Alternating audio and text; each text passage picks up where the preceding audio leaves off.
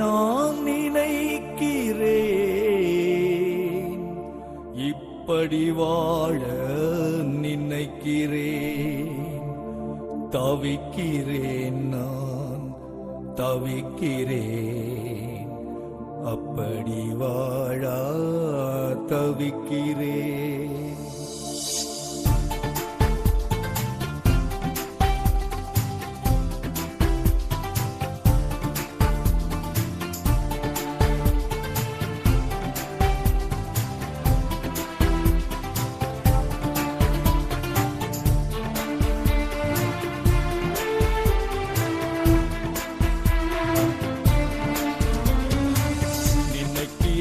நான் நினைக்கிறேன், இப்படி வாழ நினைக்கிறேன். நினைக்கிறேன், நான் நினைக்கிறேன், இப்படி வாழ நினைக்கிறேன். தவிக்கிறேன், நான் தவிக்கிறேன், அப்படி வாழ தவிக்கிறேன். தவிக்கிறேன், நான் தவிக்கிறேன், அப்படி வாழ தவிக்கிறேன். நினைக்கிறேன், நான் நினைக்கிறேன், இப்படி வாழ நினைக்கிறேன்.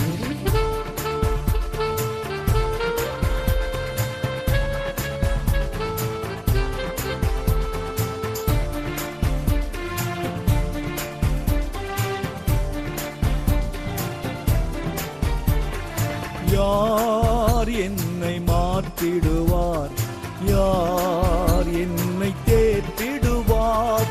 யார் என்னை மாற்றிடுவார்? யார் என்னை தேற்றிடுவார்? இயேசுவே என் மீட்பரே, யாரும் இல்லை எனக்காரும் இல்லை. இயேசுவே என் மீட்பரே, யாரும் இல்லை எனக்காரும் இல்லை. நினைக்கிறேன், நான் நினைக்கிறேன், இப்படி வாழ நினைக்கிறேன்.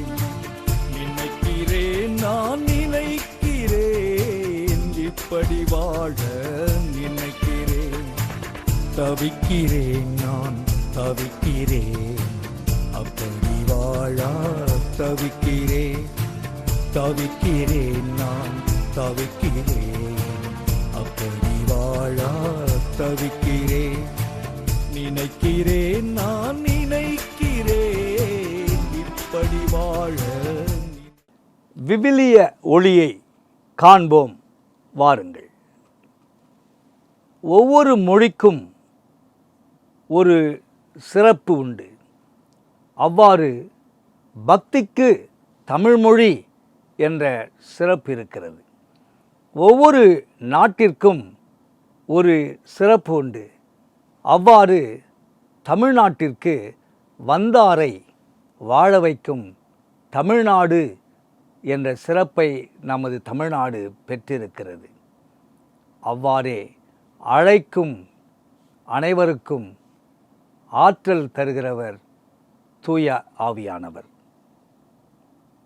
அழைப்போரை ஆதரிக்கும் தூய ஆவியானவர் நமது உள்ளத்திலே வாசம் பண்ணுகிறார்.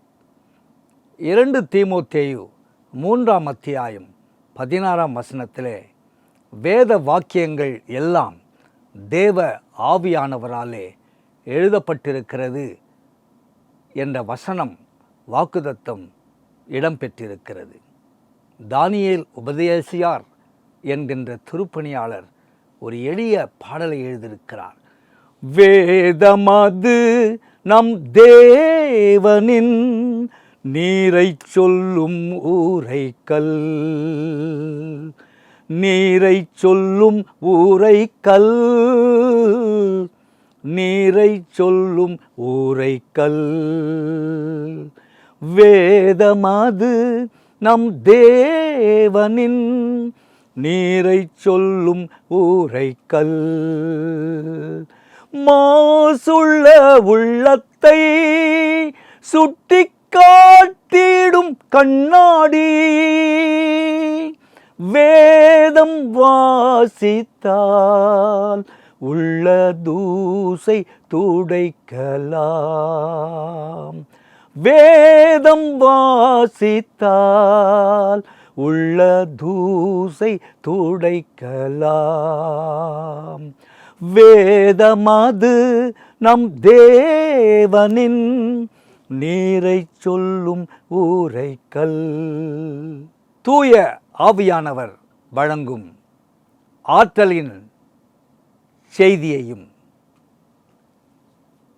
ஆவியானவரின் அருள்வரம் பெற்ற திருப்பணியாளர் திருமதி டாக்டர் மர்சி டைட்டஸ் அவர்கள் வழங்குவதை கவனமாய் கேட்போம்.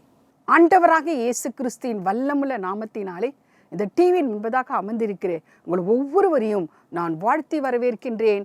கர்த்தர் உங்கள் ஒவ்வொருவரையும் அளவில்லாமல் ஆசீர்வதிப்பாராக, ஆசீர்வதிப்பாராக. என் அன்பு தேவச்சனமே, இந்த காலை நேரத்திலே ஆண்டவர் உங்களை பார்த்து சொல்லுகிற வார்த்தை, தூய ஆவியானவர் உங்களோட கூட இருக்கிறேன் என்று சொல்லுகிறார், உன்னோட கூட இருக்கிறேன் என்று சொல்லுகிறார். ஆம் பிரியமானவர்களே, அந்த தூய ஆவியானவரை வாருமையா போதகரே என்று சொல்லி உனக்குள்ளே நீ வைத்துக்கொள்ள வேண்டும். அவருக்குள்ளே நிரம்ப வேண்டும், நிரம்ப வேண்டும், அவரோடு கூட நடைபோட வேண்டும். அந்த தூய ஆவியானவர் உன்னை இந்த உலகத்திலே கனப்படுத்துவார், மேன்மைப்படுத்துவார். அவர் மூவொரு கடவுளில் ஒருவர். புதிய ஏற்பாட்டிலே நாம் பார்க்கும் பொழுது தூய ஆவியானவர் வாழ்வளிக்கும் ஆண்டவராக செயல்பட்டார். தூய ஆவியானவர் துணையோடு இயேசு செயல்பட்டார். அதற்கு ஆதாரம் ஆண்டவராக இயேசு கிறிஸ்து 40 நாள் வனாந்தரத்திலே உபவாசம் இருந்து ஜெபித்தார். ஆண்டவராக இயேசு 40 நாள் வனாந்தரத்திலே உபவாசம் இருந்து ஜெபித்தார். ஏன் தெரியுமா? தூய ஆவியானவருடைய துணைக்காகத்தான். ஜெபிக்க ஜெபிக்க பரிசுத்த ஆவியானவர் செயல்பட ஆரம்பித்து விடுவார். அப்பொழுது நீ செயல்பட மாட்டாய், உனக்குள்ளே இருக்கிறாரே அந்த ஆவியானவர் செயல்பட ஆரம்பிப்பார். உன்னை அக்னியினால் அபிஷேகம் பண்ணுவார். உன் வார்த்தைகளிலே ஆண்டவர் செயல்பட ஆரம்பித்து விடுவார். உன் செயலிலே ஆண்டவர் செயல்பட ஆரம்பித்து விடுவார். அப்படிப்பட்டவர் தான் உனக்குள்ளே வாழ்ந்து கொண்டிருக்கிற தூய ஆவியானவர். பாருங்கள், ஆண்டவர் 40 நாள் உபவாசம் இருந்த பொழுது தூய ஆவியானவருக்காக காத்திருந்தார். அந்த தூய ஆவியானுடைய துணை பெற்றுதான் என்ன செய்தார் தெரியுமா? அவரை சோதனைக்குட்படுத்த வேண்டும் என்று வந்து அந்த சாத்தானை ஆண்டவர் வென்று ஜெயமெடுத்தார். தூய ஆவியான் உனக்குள்ள இருக்கும்போது ஞானம், வல்லமை, கிருபை உன்னை சூழ்ந்து கொள்ளும். அந்த சாத்தானை ஈஸியாக நீ வென்று விடுவாய். தூய ஆவியானவருடைய துணை பெற்ற பிறகுதான் ஆண்டவர் கல்வாரி சிலுவைக்கே போகிறார். அங்கே அந்த சாத்தானுடைய தலையை தன்னுடைய மரணத்தின் மூலமாக வென்று நொசுக்கி ஜெயமெடுத்தார். அதனுடைய பலன் என்ன? ரட்சிப்பு. இந்த உலகத்திலே யாரால கொடுக்க முடியாத அந்த ரட்சிப்பை, வாங்கி தர முடியாத ரட்சிப்பை இயேசு அந்த கல்வாரி சிலுவையிலே நமக்கு வாங்கி கொடுத்து விட்டார். எத்தனை அருமை, எத்தனை ஆச்சரியம்! என் அன்பு மக்களே, ஆண்டவர் எவ்வளவாய் நம்மை நேசிக்கிறார் என்பதற்கு இதுதான் நமக்கு அடையாளம். நமக்காக ஜீவனை கொடுத்து என்றும் அழியாத நம்மை நித்தியத்திற்கு நடத்தி செல்லுகிற அந்த ரட்சிப்பை வாங்கி தந்தார். என்ன, எதற்காக, ஏன் தெரியுமா? அந்த ஆண்டவரோடு கூட நாம் நித்தியமாய் வாழ வேண்டும் என்று சொல்லிதான் அந்த ரட்சிப்பை நமக்கு வாங்கி கொடுத்து போயிருக்கிறார். இந்த உலகத்தோடு உன் உறவு முடிந்து விடக்கூடாது, உன் அன்பு தீர்ந்து விடக்கூடாது. அது கடைசி மட்டும் ஆண்டவரோடு கூட அவருடைய வலது பார்சத்திலே இடது பார்சத்திலே அமர்ந்து கொள்ள வேண்டும், அவரோடு கூட நீ ஆளுகை செய்ய வேண்டும் என்பதற்காகத்தான் அந்த ரட்சிப்பை நமக்கு வாங்கி கொடுத்து போயிருக்கிறார். ஆனால் அந்த ரட்சிப்பை நீ பெற்றிருக்கிறாயா? அந்த ரட்சிப்பை பெற்றுக்கொள்ள நீ பணம் கொடுக்க வேண்டாம். அந்த ரட்சிப்பை பெற்றுக்கொள்ள எந்த சிலுவை அண்டையில ஆண்டவர் அந்த சாத்தானுடைய தலையை நசுக்கி ஜெயம் எடுத்தாரோ அந்த சிலுவை அண்டை நீ போய் உன்னுடைய பாவத்தை அறிக்கை செய்தால் போதும், உனக்கு பாவ மன்னிப்பு நிச்சயம் பெற்றுக்கொள்வார். பாவ மன்னிப்பு நிச்சயத்தை நீ பெற்றுக்கொண்டாலே உனக்குள்ளே ஆவியானவர் ஆளுகை செய்ய ஆரம்பித்து விடுவார். உனக்குள்ளே இருக்கிற அந்த பாவங்கள் எல்லாம் நீக்கப்பட்டு உன் இருதயம் பரிசுத்தமாக்கப்படும். என் அன்பு தேவச்சனமே, அந்த சிலுவையில் நமக்கு வெற்றி கிடைத்தது. அந்த சிலுவையில் நமக்கு வெற்றியை இயேசு வாங்கி கொடுத்தார். ஆண்டவருடைய ஜெயம் நம் வாழ்க்கையிலே வெற்றியாக மாறிவிட்டது. ரட்சிப்பு என்ற ஒரு பெரிய பயணச்சீட்டு, ஒரு பத்திரத்தை நாம் பெற்றுக்கொண்டோம். இதை வைத்துக்கொண்டு நாம் நித்தியத்திற்கு கடந்து போகலாம். அப்படியானால் உன் பாவங்கள் அறிக்கை செய்யும் பொழுது மாத்திரம்தான் அந்த பயணச்சீட்டு உனக்கு சொந்தமாக்கி கொள்ள முடியும். நீ பாவங்களை அறிக்கை செய்யாத மாத்திரத்திலே அந்த ரட்சிப்பு அப்படியே அங்கேதான் இருக்கும். இன்றைக்கு இந்த டிவியின் முன்பதாக அமர்ந்திருக்கிற என் அன்பு மக்களே, உங்கள் பாவங்களை அறிக்கை செய்யுங்கள், உங்கள் பாவங்களை அறிக்கை செய்யுங்கள் என்று ஆண்டவர் உங்களை பார்த்து சொல்லுகிறார். நீ பாவத்தை அறிக்கை செய்யும் பொழுது உனக்குள்ளே இருக்கிற ஆவியானவர் செயல்பட ஆரம்பிப்பார். நீ செயல்பட மாட்டாய், உனக்குள்ளே இருக்கிற ஆவியானவர் செயல்படுவார். ஆம் பிரியமானவர்களே, பரிசுத்த ஆவியானவர் உன்னுடைய வாழ்க்கையில எப்படி செயல்படுகிறார் தெரியுமா? அவர் தேற்றரவாளனாக சோர்ந்து போயிட்ட, கலங்கி இருக்கிற, பயந்து இருக்கிற, தனிமைப்படுத்தப்பட்டு இருக்கிற நேரங்களில் உன்னை தேற்றுவார். உனக்கு தேற்றரவாளனாக, துணையாளராக உன்னோட கூட நடந்து வருவார். ஐயோ, நான் தனியாய் போகிறேனே, நான் யாருமில்லாத தனிமையாய் நடந்து போகிறேனே என்று நினைக்கிறாயே, துணையாளராக இயேசு கடந்து வருவார். துணையாளராக ஆவியானவர் உன்னோடு கூட வருவார். அடுத்து உனக்கு உதவி செய்கிறவராக வருவார். உனக்கு எந்த உதவி வேண்டும், யாரிடத்திலிருந்து உனக்கு உதவி வேண்டும், ஆண்டவர் அந்த இடத்திலே பரிசுத்த ஆவியானவர் உன்னோடு கூட கடந்து வருவார். கடவுள், ஆண்டவர், பரிசுத்த ஆவியானவர், மூவரு கடவுள், 3 பேரும் செயல்படுகிறார்கள். தூய ஆவியானவர் நடந்து போகும்போது உன்னோடு கூட துணையாளராக வருவார். தூய ஆவியானவர் உனக்கு ஆசிரியராக இருப்பார். சரியான பாதையிலே உன்னை நடத்துவார், வழி நடத்துவார், உனக்கு போதித்து நடத்துவார். மகனே, மகளே, இப்படிதான் நீ வாழ வேண்டும், இப்படிதான் நீ செய்ய வேண்டும் என்று உனக்கு போதிப்பார், போதித்து உன்னை நடத்துவார் இந்த உலகத்திலே. அடுத்து பரிசுத்த ஆவியானவர் உண்மையான வாழ்வின் ரகசியத்தை உனக்கு வெளிப்படுத்தி காட்டுவார். அல்லேலூயா, அல்லேலூயா. உண்மையான வாழ்வின் ரகசியம் இதுதான் என்பதை ஆண்டவர் உனக்கு வெளிப்படுத்துவார். பரிசுத்த ஆவியான உனக்குள்ளே இருந்து செயல்படுவார், செயலாற்றுவார். என் அன்பு தேவச்சனமே, இந்த உலகத்திலே கடவுள் நம் ஒவ்வொருவரையும் ஒரு புதிய வாழ்க்கை நடத்த வேண்டும் என்று சொல்லிதான் நம்மை அழைக்கிறார். ஆம், தூய ஆவியானுடைய வாழ்வு என்பது கடவுளுக்குள்ளே இருந்து செயல்படுவது, கடவுளோடு கூட இருந்து செயல்படுவது, கடவுளின் அருளை பெற்று செயல்படுவது ஒரு சிறப்பான வாழ்வாகும். கடவுளின் தன்மையை நீ வெளிப்படுத்துவாயானால், அல்லது கடவுளின் தன்மையை வெளிப்படுத்துவதுதான் தூய ஆவியானவர் உனக்குள்ளே வாசம் பண்ணி கொண்டு இருக்கிறார் என்பதற்கு அடையாளம். தன்மை என்றால் என்ன? குணாதிசயங்கள்.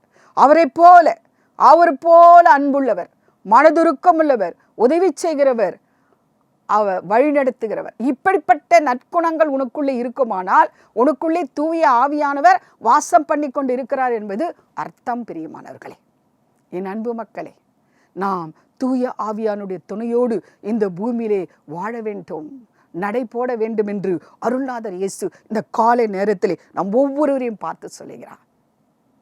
2 கொரிந்தியர் 7ஆம் அதிகாரம் 1ஆம் வசனம் சொல்லுகிறது, தூய வாழ்வு என்பது உன் உடலும் உன்னுடைய உள்ளமும் பரிசுத்த ஆவியினாலே நிரப்பப்பட்டு இருக்க வேண்டும். ரோமர் 8ஆம் அதிகாரம் 14ஆம் வசனம், தூய ஆவியானவரால் இயக்கப்படுகிறவர்கள் இறைமக்கள் என்று சொல்லப்படுகிறது. தூய ஆவியானவரால் இயக்கப்படுகிறவர்களே இறைவனுடைய மக்கள். அடுத்து கலாத்தியர் 5ஆம் அதிகாரம் 25ஆம் வசனம், நாம் ஒவ்வொரு நாளும் தூய ஆவியானவரோடு நடைபோட வேண்டும். எத்தனை அருமை, எத்தனை மகிமை பிரியமானவர்களே! அந்த தூய ஆவியான நடைபோடுதல், உடலும் உள்ளமும் தூய ஆவியால் நிறைந்து தூய வாழ்வு வாழ்வது, ஆவியாரால் இயக்கப்படுகிறவர்களே இறைமக்கள், கடவுளின் பிள்ளைகள் என்றெல்லாம் சொல்லப்படுவது. நீ ஜெபிக்க வேண்டும், ஜெபிக்கும் பொழுது பரிசுத்த ஆவியானவர் செயல்பட ஆரம்பித்து விடுவார். அப்படியானால் உன் உடலும் உள்ளமும் ஆண்டவருடைய ஆவியால் இயக்கப்படுகிறது என்பது அர்த்தம். அவ்வாறு நீ செய்யும் பொழுது என்ன நடக்கும் தெரியுமா? உன்னுடைய சுயம் மறைக்கப்பட்டு தேவ சாயலை நீ தரித்துக்கொள்ள. அல்லேலூயா, அல்லேலூயா. உன் சுயம் மறைக்கப்படும், செல்ஃப் மறைஞ்சிரும், நான் ஈகோ அது எல்லாம் மறைஞ்சிரும். இயேசு செயல்பட ஆரம்பிப்பார். உன் முகம் ஆண்டவருடைய சாயலை தரித்து கொள்ளும். என் அன்பு மக்களே, உண்மையான கிறிஸ்தவன் என்றால் தூய ஆவியானவனுக்குள்ளே வாசம் பண்ணி அவருடைய துணையோடு நீ செயல்பட்டால் உண்மையான கிறிஸ்தவன். இதுதான் உண்மை. பிரியமானவர்களே, ஒருமுறை ஒரு சகோதரி என்னோடு கூட இப்படியாக பகிர்ந்து கொண்டார்கள். எனக்கு திருமணம் ஆன நாளில் இருந்து என் வாழ்க்கை ஒரு உபத்திரவத்தின் வாழ்க்கை. என் கணவர் என்னை பயங்கரமாக திட்டுவார், என்னை அடிப்பார். அம்மா, 3 பெண் பிள்ளைகளை பெற்றெடுத்தேன். 3 பேரும் முத்துக்கள், நல்ல நிலைமையில இப்பொழுது வாழ்ந்து கொண்டிருக்கிறார்கள். ஆனால் இன்னும் என் கணவர் அதே பாடுதான், அதே திட்டுதான், அதே அடிதான். ஆனால் வெளியில் வந்தால் என் கணவரைப் போல அன்பான மனுஷன் யாருமே இல்லை என்று பிறர் சொல்லும் வகையில் நடந்து கொள்வார். புகழ்ந்து பேசுவார், அன்போடு என்னை கவனித்து கூட்டிக் கொண்டு போவார், என்னை பிறரிடத்திலே புகழ்ந்து பேசுவார். அதெல்லாம் பார்க்கும்பொழுது நான் தான் ஏதோ ஒரு பாவி மாறி தெரிவேன். ஆனால் என் கணவர் உத்தமர், அன்புள்ள ஒரு கணவர் என்று தெரிவார். ஆனால் வீட்டுக்குள்ளே போன மாத்திரத்திலே அவர் ஒரு தேளாக மாறிவிடுவார், ஒரு பாம்பாக மாறிவிடுவார். என்னை மீண்டும் அதே கொடூரமான வார்த்தைகளால் பேசிக்கொண்டே இருப்பார். நான் ஒரு நல்ல குடும்பத்து பெண், ஒரு பெரிய ஃபேமிலியிலிருந்து வந்தேன். ஆனால் ஒரு கூண்டுக்குள்ளே அடைப்பட்ட ஒரு குருவியை போல எங்க என்னை கூட்டிக் கொண்டு போக மாட்டார். வீட்டுக்குள்ளே வைத்து நசுக்கி விடுவார். போன மாதத்தில் இப்படிப்பட்ட காரியம் நடந்ததம்மா. அப்பொழுது நான் நினைத்தேன், இனி இவரோடு வாழக்கூடாது. பிள்ளைகளெல்லாம் நல்ல நிலைமைக்கு வந்துட்டாங்க, பேரன் பேத்தியெல்லாம் பார்த்துட்டு இனி நான் வேற ஒரு இடத்துக்கு போய்விடலாம், இந்த வீட்டுக்குள்ளே இருக்கக்கூடாது. ஒரு பெரிய பேலஸ் மாதிரி இருக்கும் எங்கள் வீடு. 3 பிள்ளைகளுக்கும் எங்கள் வீட்டிலேயே இடம் இருக்கிறது. தனித்தனியாக வீடு கட்டி விட்டேன். ஆனால் ஒரே பெரிய வீடு, எல்லா வசதியும் உண்டு. ஆனால் அன்பு இல்லை, சந்தோஷம் இல்லை. அதெல்லாம் என் வாழ்க்கை வெறுப்பாக மாறிவிட்டது. நான் முதியோர் இல்லத்திலே சென்று இடம் தேடிவிட்டேன். இடம் கொடுக்கிறேன் என்றும் சொல்லிவிட்டார்கள். அதற்காக என்னுடைய சூட்கேஸில் துணிமணி எல்லாம் வைத்து விட்டேன். சரி, திங்கட்கிழமை நான் முதியோர் இல்லத்துக்கு போய்விடலாம், இவரோடு கூட இருந்து வாழ்வதை விட அங்கே நிம்மதியாய் வாழலாம் என்று சொல்லி எல்லாம் ரெடி பண்ணிட்டேன். ஞாயிற்றுக்கிழமை ஆராதனைக்கு வந்தேன். ஆலயத்திலே எங்கள் ஆயர் பிரசங்கம் பண்ணி முடித்து விட்டார். யூஸ்வலாக அவர் பிரசங்கம் பண்ணி முடித்தது எனக்கு ஜெபம் கொடுப்பார். அந்த ஜெப நேரத்திலே ஆண்டவர் வெளிப்பாடு அநேகருக்கு வரும். அப்படியாக ஜெபிக்கும் பொழுது ஆண்டவர் சொன்னாராம், இந்த இடத்துல இருக்கிற ஒரு சகோதரிக்கு ஆண்டவர் சொல்லுகிறதாவது, மகளே, நீ உன் வீட்டை விட்டு வேறொரு இடம் போய் சென்று தனிமையாக வாழணும்னு நினைக்கிற. ஆனால் ஆண்டவர் இப்பொழுது சொல்லுகிறார், நீ போகக்கூடாது. உன் வீட்டுக்குள்ளே நீ வாழ், உன் கணவரோட சேர்ந்து வாழ், இதுதான் ஆண்டவருக்கு பிரியம் என்று சொன்னீர்கள். நான் உடனே தேம்பி அழ ஆரம்பித்து விட்டேன். அந்த இடத்துல ஐயோ, என்னை ஆண்டவர் எவ்வளவாய் கண்டுபிடித்து விட்டார், நேசிக்கிறார், என்னை கண்டுபிடித்து விட்டார். என் உள்ளத்தில் இருக்கிற அந்த சீக்கிரட்டை இப்பொழுது ஆண்டவர் பகிரங்கமாய் ஆலயத்திலே சொல்லிவிட்டாரு. இனி நான் போக மாட்டேன் என்று முடிவெடுத்தேன். வீட்டுக்கு வந்தேன், எல்லாவற்றையும் தூக்கி போட்டு விட்டு என் வீட்டுக்குள்ளே வாழ ஆரம்பித்து விட்டேன். கடவுள் என்னை எவ்வளவா நேசிக்கிறார் அம்மா. பரவாயில்லை, எவ்வளவு துன்பப்பட்டாலும் நான் என் கணவரோட துன்பப்பட்டு அவரோட நான் சாகிறேன் என்று முடிவெடுத்து விட்டேன். இப்பொழுது நான் என் கணவரோடு கூட தான் வாழ்ந்து கொண்டிருக்கிறேன் என்று சொன்னார்கள். இப்பொழுது திங்கட்கிழமை ஜெபத்துக்கு வருகிறார்கள். பாருங்கள், அவர்களுடைய எண்ணம் சுயம், வீட்டை விட்டு வெளியே போய்விடணும், இனி நான் வாழக்கூடாது அவரோட. ஆனால் ஆண்டவருடைய ஆவியானவர் அவர்களோட பேசின மாத்திரத்திலே அவர்களுடைய மனம் மாறிவிட்டது. அப்போ அவங்களுடைய சுயம் மறைந்து விட்டது. ஆண்டவர் சாயல் அவர்களுக்குள்ளே வந்து விட்டது, முகத்திலே காணப்பட்டது. ஆண்டவர் எனக்கு என்ன சொன்னாரோ, என்னை நினைவு கூர்ந்து இருக்கிறாரே, என்னை நேசித்ததனால்தான் என்னை போகாதேன்னு சொன்னார், நான் அவருக்கு கீழ்ப்படுகிறேன் என்று ஆண்டவருடைய சாயலை தரித்து கொண்டு அவர்கள் வாழ்ந்து கொண்டிருக்கிறார்கள். இந்த துன்பத்தின் மத்தியிலும் நான் என் கணவரோடு வாழட்டும், ஆண்டவர் நாள் வரும் மட்டும் நான் வாழட்டும் என்று வாழ்ந்து கொண்டிருக்கிறார்கள். இன்றைக்கும் இதை கேட்டுக்கொண்டிருக்கிறேன். அன்பு தேவச்சனமே, உன் வாழ்க்கை எப்படியா இருக்கிறது? உன் வாழ்க்கை எப்படியா இருக்கிறது? ஒரு சிறு துன்பம் வந்தாலும் ஓடி போய்விடணும், அவ்வளவுதான், என் வாழ்க்கையை நான் முடித்து கொள்ளட்டும், நான் வாழ வேண்டாம் என்று வாழ்ந்து கொண்டிருக்கிறாயா? உனக்குள்ளே இருக்கிற ஆவியானவர் செயல்படுவாரானால் நீ போக மாட்டாய். நீ ஆண்டவருக்காக எல்லா சூழ்நிலைகளும் வாழ்ந்து காட்டுவாய். இதுதான் ஆண்டவருடைய சித்தமும் கூட. அபிஷேகநாதா, அனல் மூட்டும் தேவா, ஆருயிர் அன்பரே. அபிஷேகநாதா, அனல் மூட்டும் தேவா, ஆருயிர் அன்பரே. ரகசியம் பேசிட கிருபை தாருமே, ரகசியம் பேசிட கிருபை தாருமே ஆவியில் நிரம்பிட, இப்போ வாருமே ஆவியில் நிறைந்திட, இன்றே வாருமே அபிஷேகநாதா அனல் மூட்டும் தேவா ஆருயிர் அன்பரே, அபிஷேகநாதா அனல் மூட்டும் தேவா ஆருயிர் அன்பரே. என் அன்பு மக்களே, அபிஷேகத்துல நிறைந்துதான் பாருங்களேன். இது என்ன புதுமை என்று நினைக்கிறீர்களா? ஆண்டவரிடத்தில் ஜெபித்து கேளுங்க, என்னை நிரப்புங்க ஆண்டவரே, என்னை ஆவியிலே நிரப்புங்க, எனக்குள்ளே இருக்கிற ஆவியானவரை ஆண்டவரை நான் அனுபவிக்க எனக்கு கிருபை தாங்கன்னு கேட்டு பார்த்தா அற்புதம் நடக்கும். பிரியமானவர்களே, அபிஷேகத்தின் ஆவியானவர் நிரப்புவா. அதில் கிடைக்கிற சந்தோஷமும் பலனும் அதை விவரிக்கவே முடியாது. நீ அனுபவித்தால் மாத்திரம்தான் அது உனக்கு புரியும். பிரியமானவர்களே, என் அன்பு மக்களே, ஆண்டவராக இயேசு கிறிஸ்துவின் பிறப்பானது கிறிஸ்மஸ் என்று சொல்லி நாம் கொண்டாடுகிறோம். ஆண்டவராக இயேசு கிறிஸ்துவினுடைய உயிர்த்தெழுதல் ஈஸ்டர் என்று கொண்டாடுகிறோம்.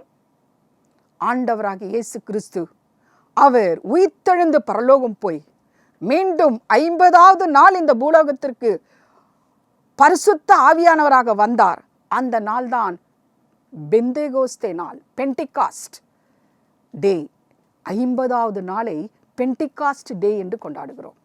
அநேகர் நினைக்கிறார்கள் இந்த பெந்தகோஸ்தே நாள் என்பது பெந்தகோஸ்த மக்களுக்கு மட்டும்தான், இது மற்றவர்களுக்கு கிடையாது என்று சொல்லி. என் அன்பு மக்களே, கடவுள் உலகத்தை படைத்தார் நமக்கு நன்றாக தெரியும். இயேசு கிறிஸ்து நமக்காக ஜீவனை கொடுத்தார் நன்றாக தெரியும். ஆனால் இந்த பெந்தகோஸ்தே நாள் என்பது ஆண்டவர் மீண்டும் 50வது நாள் இந்த பூமிக்கு பரிசுத்த ஆவியானவராக வந்து நமக்குள்ளே வாசம் பண்ணி கொண்டிருக்கிறார்.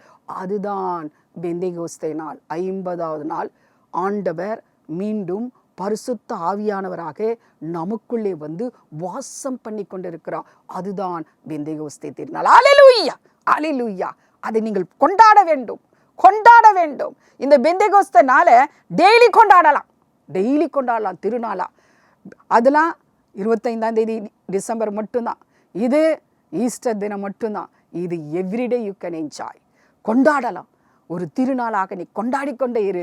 ஆண்டவர் உனக்குள்ளே மகிழ்வார், உன்னை வல்லமையாக இந்த பூமியிலே பயன்படுத்துவார். நீ தனிமையாக கொண்டாட மாட்ட. இந்த பெந்தகோஸ்தே திருநாளை நீ மக்களோடு சேர்ந்து கொண்டாடுவ. என் அன்பு மக்களே, அப்படிப்பட்ட வாழ்க்கையை நீங்கள் வாழுங்க. நீங்கள் ஒரு நடமாடுகிற ஆலயமாக இருங்க. ஆலயம் தேவாலயம், நீங்களே அவ்வாலயம். ஆவியார் வசித்திடும் இதயங்கள் நல்லாலயம், ஆவியார் வசித்திடும் இதயங்கள் நல்லாலயம். கட்டிடம் அல்ல ஆலயம், சீடர் கூட்டமே ஆலயம். கிறிஸ்தவர் ஓர் ஆலயம், அவர் நடமாடும் தேவாலயம்.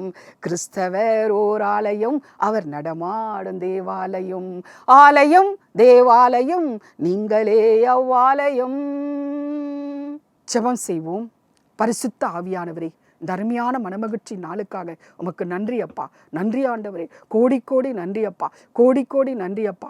இந்த நாளிலும் கூட உடைய மகிமை எங்கள் மத்தியில் கடந்து வருகிறபடினா உமக்கு நன்றி அப்பா. ஒவ்வொருவரும் நீ தொடுவீராகப்பா. ஓரபா ஒரு விஷரலபா தூக்காரபா ரபா. வல்லமையின் ஆவியானவன் நம்மத்தியில் கடந்து வருகிறார், வல்லமையின் ஆவியானவன் நம்மத்தியில் கடந்து வருகிறார். ஓரிபி தீக்காரபா. உங்களை தொட வேண்டும், உங்களை தொட்டு சுகப்படுத்த வேண்டும், ஆசீர்வதிக்க வேண்டும். அநேக தாய்மார்களுக்கு அற்புதம் நடந்து கொண்டே இருக்கிறது. அதிலும் வயதான நிலைமையில இருக்கிறீங்களே, உங்களை ஆண்டவர் ஒரு புதிய பலனால உங்களை அபிஷேகித்து கொண்டிருக்கிறார். ஒரு புதிய பலன். ஐயோ, என்னால் நடக்க முடியல, என்னால் பேச முடியல, என்னால் சாப்பிட முடியல, என்னால் எழுந்திருக்க முடியல, வேலை செய்ய முடியல என்று யாரெல்லாம் புதிய ஓ ரபா சங்கரபா ரபா ரபா வயது சென்ற நிலைமையில தாய் தகப்பன் மாதிரி இந்த டிவியை பார்த்துக்கிட்டு இருக்கிறீங்களோ, அவங்களுடைய சரீரங்களுக்குள்ள ஒரு புதிய பலன் கடந்து வருகிறது. ஓ ரபா ஷரா லபா தூரபா. இன்னும் எவ்வளவு நாள் நான் வாழுவேன் என்று கேட்டுக்கொண்டிருக்கிறேன். அன்பு மகளே, நீ வாழுவாய். கர்த்தர் உனக்கு ஆயுசனால கூட்டி கொடுக்கிறார். சொந்து போகாது. ஒவ்வொரு மேலும் ஆண்டோட வல்லமை இறங்கி கொண்டே இருக்கிறது. ஆண்டவர் இப்பொழுது பலப்படுத்தி கொண்டே இருக்கிறார். ஆண்டோருக்குள்ளே நீங்க வாழுங்க. அருள்நாதர் இயேசு உங்களை கைவிடவே மாட்டா. Thank you holy spirit. ஒவ்வொருவரும் நீ தொட்டுக்கொண்டு இருக்கிறபடியால துதிக்கிறோம். ஓவர் ப்ளீடிங் ஓ ரபாஷரலபா. ஆண்டவர் தொட்டு சுகப்படுத்தி கொண்டிருக்கிறார். சகோதரியை பெற்றுக்கொள். இப்பொழுது அது நின்று விடுகிறது.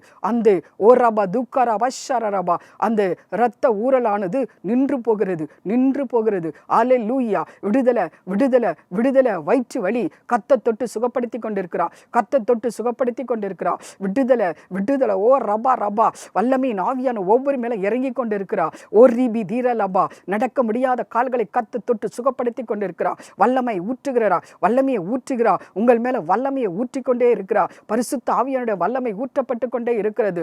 பல்லுலாம் கொட்டி போகிறது. ஐயோ நான் என்ன செய்யட்டும், இன்ஃபெக்ஷன் அப்பப்போ இன்ஃபெக்ஷன் ஆகிறது. டாக்டராண்ட போயிட்டு நான் மருந்து சாப்பிட்றேன், ஆனாலும் இன்னும் சுகமாகலை என்று சொல்லி அழுது கொண்டிருக்கிறேன். அன்பு மகளே, இப்பொழுது ஆண்டோட வல்லமோன் மேலே இறங்கி கொண்டிருக்கிறது. ஆண்டவருடைய வல்லமோன் மேலே இறங்கி கொண்டிருக்கிறது. இப்பொழுது ஆண்டவனை தொடுகிறார். உன் பல்லில் இருக்கிற இன்ஃபெக்ஷன் எல்லாம் கத்தர் மாற்றுகிறார், மாற்றுகிறார், மாற்றுகிறார், மாற்றுகிறார், மாற்றுகிறார். ஒரு ரபா துக்கா ரபா ஷாரா லபா ஒரு ரிபி தீர லபா சங்கா ரபா. இறங்கட்ட வல்லமை கத்தர் சுகப்படுத்துகிறார். பயப்படாது, இனி உனக்கு அந்த வலி இருக்காது, அந்த பல் கொட்டாது. ஓ ரபா ஷாரா லபா. அதே போல ஒருடைய சரீரத்தில் நமிச்சல், ஊரல், இச்சிங் சென்சேஷன் இயேசு தொடுகிறான், இயேசு தொடுகிறான். உன்னை தொட்டு சுகப்படுத்தி கொண்டிருக்கிறார். மகனே பெற்றுக்கொள், பெற்றுக்கொள் ஆண்டோட வல்லமையை. மூக்கிலிருந்து ரத்தம் வருகிறது அடிக்கடி. இயேசு தொடுகிறான், தொடுகிறான், சுகப்படுத்துகிறான். வாமிட்டிங் சென்சேஷன், எதையோ சாப்பிட முடியல, எல்லாத்தையும் பார்த்தாலும் வெறுப்பு. இயேசு இப்பொழுது தொடுகிறான், இயேசு தொடுகிறான். விடுதலை விடுதலை. பெற்றுக்கொள், பெற்றுக்கொள் ஆண்டோட வல்லமையை. ஓ ரீ பி தி கா ரபா ஷாரா லபா. கடன் பிரச்சனை கொடுத்து தீர்க்க முடியல, அழுது கொண்டிருக்கிறேன் அன்பு மகன், கர்த்தர் உன்னை தொடுகிறார். பயப்படாதே, உனக்கு ஒரு புதிய வேலையை கொடுப்பே, உனக்கு அற்புதம் நடக்கும். கடனை கொடுத்து தீர்ப்பா. 3-4 வருடத்துக்குள்ளே எல்லா கடன்களும் தீர்ந்து போகும் என்று கர்த்தர் சொல்லுகிறார். அதே போல ஒரு சகோதரர் வேலை வேண்டும் என்று மிகுந்த ஆத்திரத்தோட கண்ணீரோட ஜெபம் பண்றீங்க, கண்டிப்பா உனக்கு கிடைக்கும். கவர்மெண்ட் வேலையை உனக்கு கிடைக்கும். அதற்கென்று எழுதியிருக்கிற எக்ஸாம்ல ஒரு அதிசயத்தை நான் உனக்கு காண பண்ணுவேன் என்று கர்த்தர் சொல்லுகிறார். அதுவரை டெம்பரவரியா உனக்கு சில வேலைகளும் கிடைக்கும். கர்த்தர் உன்னோடு கூட இருக்கிறேன் என்று சொல்லுகிறார். ஒவ்வொரு மேலும் ஆண்டோட வல்லமை இறங்கட்டும். ஆண்டவரே, வீடு கட்ட வேண்டும் என்று அழுகிற என் அன்பு மகளே, கண்டிப்பாக 2 மாடி வீடு கட்ட போகிறார். கர்த்தருடைய கரம் உன்னோட கூட இருக்கிறது. நீ வாங்கின லேண்டில் தான், எங்கேயும் இல்லை. நீ எங்கே ஒரு லேண்டு வாங்கியிருக்கிறியோ அந்த இடத்துல அந்த வீடு கட்டப்படும். கர்த்தருடைய கரம் உன்னோட கூட இருக்குது. ஒவ்வொருவரையும் ஆசீர்வதிங்கப்பா, மகிமையினால் நிரப்புங்க. 2 பேருக்கு திருமணம், 4 பேருக்கு குழந்தை பாக்கியத்தை கர்த்தர் கொடுப்பேன் என்று வாக்கு பண்ணி நின்று கொண்டிருக்கிறார். ஒவ்வொருவரையும் ஆசீர்வதி, தொடர்ந்து காத்துக்கொள்ளும். இயேசுவின் நாமத்தில் பிதாவே, ஆமென், ஆமென். என் அன்பு தேவச்சனமே, இந்த ஜெபத்தின் மூலமாகவும் செய்தியின் மூலமாகவும் அருள்நாதர் இயேசு உங்களுக்கு செய்த அற்புதங்களை எங்களுக்கு தெரிவிக்க மறக்க வேண்டாம். தேவன் தாமே உங்கள் ஒவ்வொருவரையும் அளவில்லாமல் ஆசீர்வதிப்பாராக, ஆசீர்வதிப்பாராக. ஆமென், ஆமென். நிழலில் வந்தடைந்தேன், சிலுவை நாதரில் வாழ்வடைந்தேன். சிலுவை நிழலில் வந்தடைந்தேன், சிலுவை நாதரில் வாழ்வடைந்தேன். இயேசுவே என் மீட்பரே, என்னவர் நீர், என் மன்னவர் நீர். இயேசுவே என் மீட்பரே, என்னவர் நீர், என் மன்னவர் நீர். நினைக்கிறேன், நான் நினைக்கிறேன், இப்படி வாழ நினைக்கிறேன். நினைக்கிறேன், நான் நினைக்கிறேன், இப்படி வாழ நினைக்கிறேன். தவிப்பில்லை, இனி தவிப்பில்லை, அப்படி வாழ தவிப்பில்லை. தவிப்பில்லை, இனி தவிப்பில்லை, அப்படி வாழ